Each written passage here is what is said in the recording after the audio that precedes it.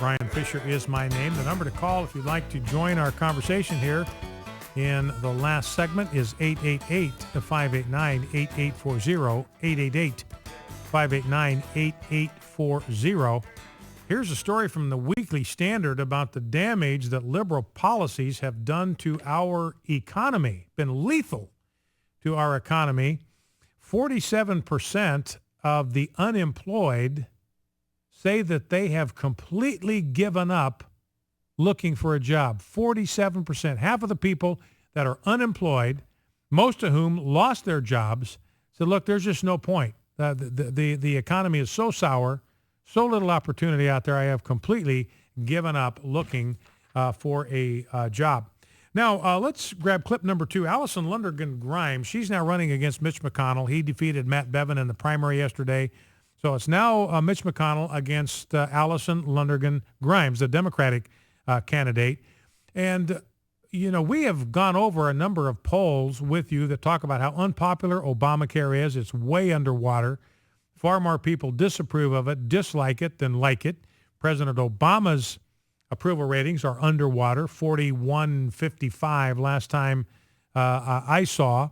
And numbers for Obamacare are about the same. Obamacare is lethal. It is toxic. It is radioactive for Democrats going into the November elections. Remember from the Florida, that special election in Florida, that guy ran against Obamacare. David Jolly ran against Obamacare, ran against amnesty, and he won.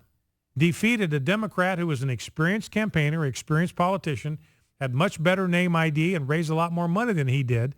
But also Obamacare. Now listen to Allison Lundergan Grimes and listen to how far away she tries to get from everything associated with the current occupant of the White House. Let's listen. I am not an empty dress. I am not a rubber stamp, and I am not a cheerleader. I am a strong Kentucky woman who is an independent thinker who, when I'm Kentucky's next United States Senator, the decisions I make will be what's best for the people of the Commonwealth of Kentucky, not partisan interests.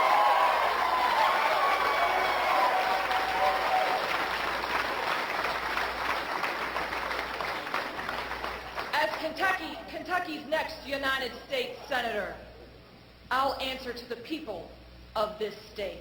I won't answer to the president, no matter who he or she might be. All right, I will not answer to the president of the United States, even if it is Barack Obama, trying to get as far away from Barack Obama as she can. Now, one issue, you've been following this VA stuff. We're not going to take a lot of time on the VA stuff today, although the more you find out about that, the worse it gets. They're now up to at least 26 facilities where they think there are very, very serious problems. President Obama had his typical press conference today. I'm madder than you know what. I'm not going to take it anymore. We're going to get to the bottom of this. We're going to punish whoever is responsible.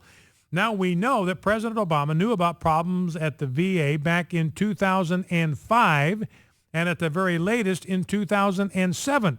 So President Obama he even issued a press release in 2007 about the deplorable conditions at the VA hospitals, 2007. So he's known about this for at least 7 years, back to 2005, known about this problem for 9 years. So Jim Acosta, CNN, clip 3, asks Jay Carney, well, listen, exactly how long ago did President Obama find out about these problems at the VA?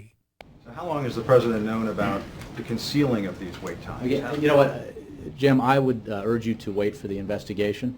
How long has the secretary known about these wait I would times? refer you to the Veterans Affairs Department. We just don't know that at this point. I would refer you for questions about the Secretary of Veterans Affairs to the VA.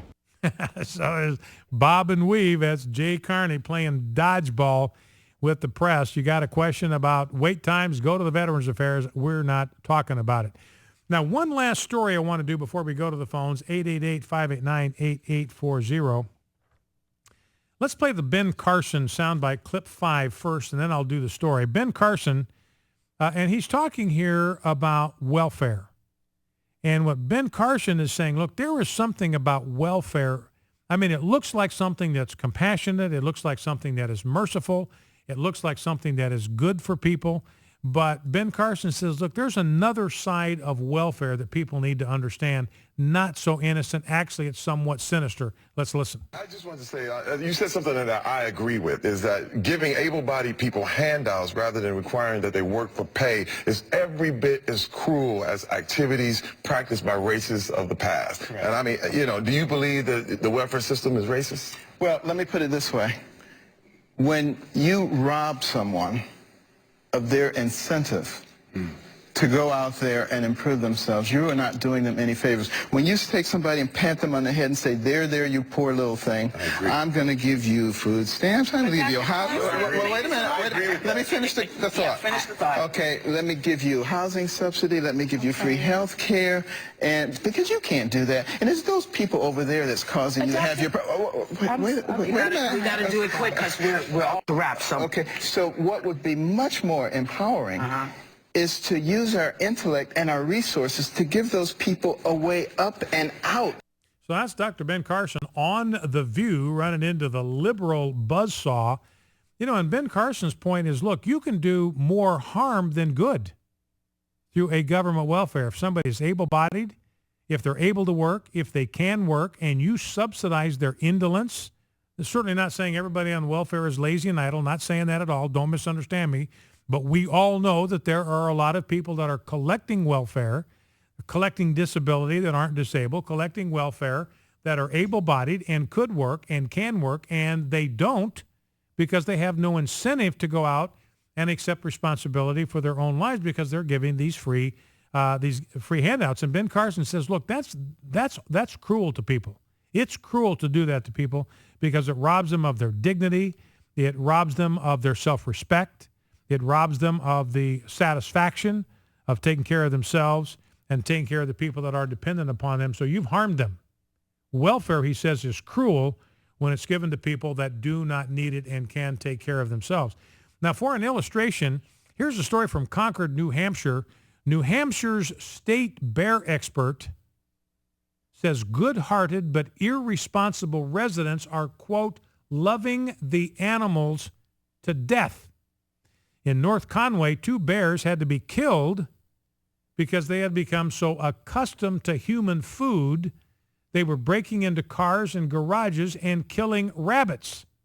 And this expert says where there's food on the landscape, bears are pretty social critters. They know how to find food based on where other bears are finding food.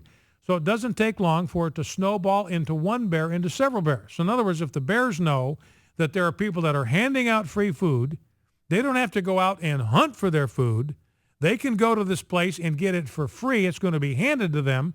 Pretty soon the word gets out, and pretty soon there's a line of bears waiting for the free food in the drive-thru.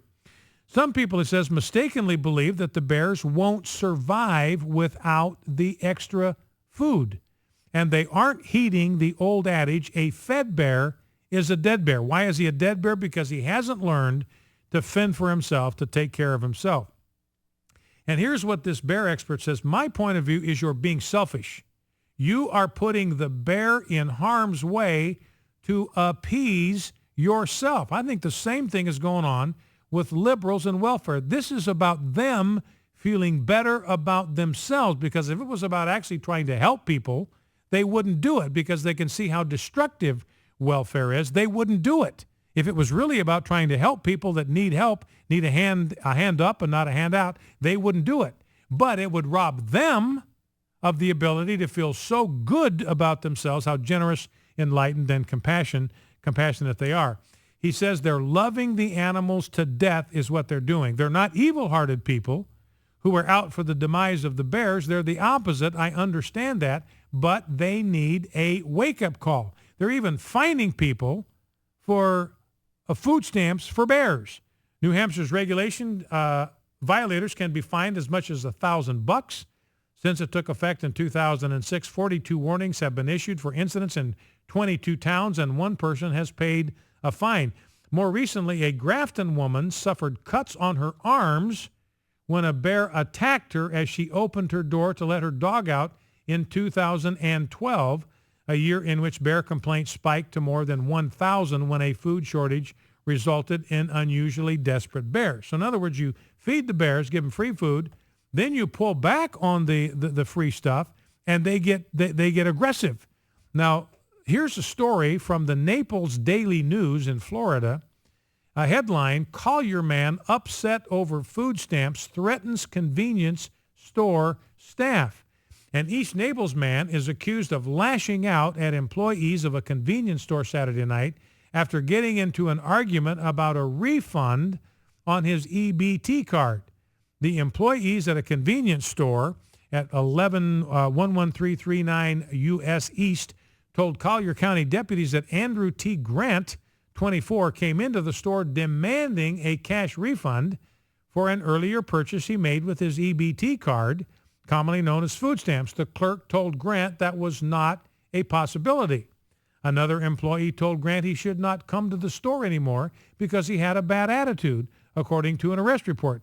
Grant then began knocking packages of cigarette lighters and lottery tickets off the counter and told the employees he'd kill them if they called 911. The two employees said they chased after Grant after he left the store. Grant grabbed a baseball bat and hit the two men in the head. According to an arrest report, he faces charges of aggravated battery, criminal mischief, and obstruction of justice. So welfare can do more harm than good, especially in the hands of the government. Well, that is it for today. My apologies to those of you that called and have been waiting. Give us a call back tomorrow, and we promise you we'll work you in. Let us know tomorrow that you called in today, and we'll put you right to the head of the queue.